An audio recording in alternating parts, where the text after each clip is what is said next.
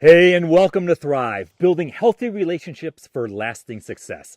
Over the last several weeks, we've been talking about solve your solvable problems. Well, today, we are finally going to wrap it up. All couples argue, right? All couples fight. We've all been there.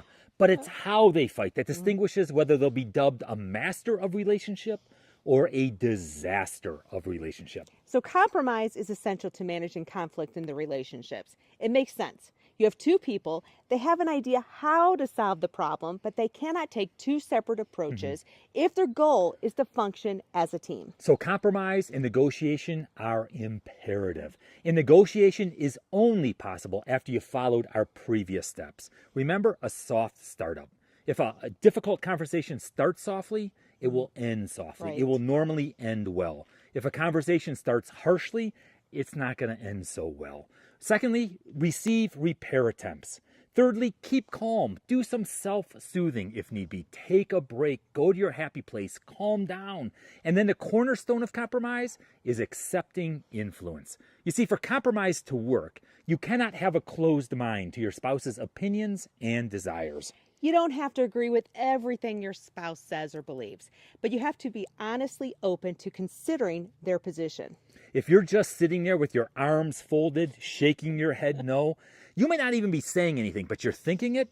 Well, when your spouse is trying to talk to you about a problem, it's not going to go well, right? Your discussion is going to go nowhere. Men, remember, men stereotypically, we have a harder time accepting influence from our wives rather than vice versa. So not accepting influence is a real liability when it comes to conflict resolution.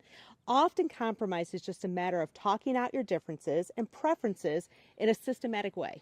So today we want to share with you an exercise that Dr. John Gottman out of the University of Washington developed. It's called Finding Common Ground. So decide together which solvable problem you want to tackle.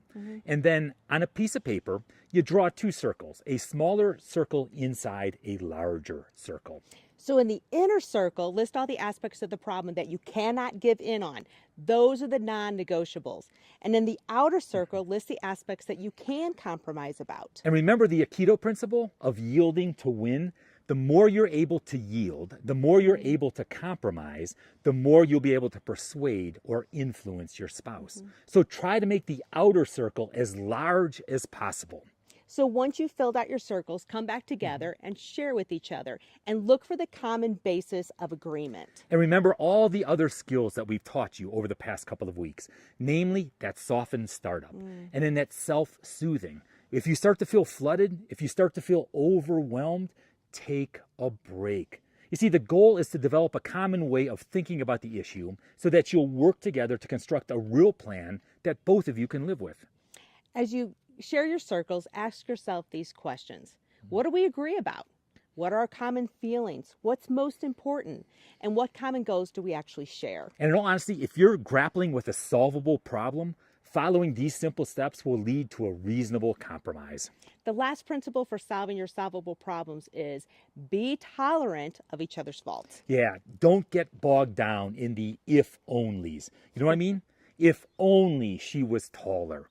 If only she was richer. If only she was neater. If only she was, I better stop right there. But if only she was something, then all of my problems would be solved. You see, as long as we have this attitude, conflict will be difficult to resolve. Until you accept your spouse's flaws and idiosyncrasies, you will not be able to compromise successfully. So instead, you'll be on this relentless campaign to alter your spouse. So conflict resolution is not about one person changing. It's about negotiation and compromise. I've always said, do you want to be married or do you want to be right? So compromise is imperative for strong, healthy relationships. Try it.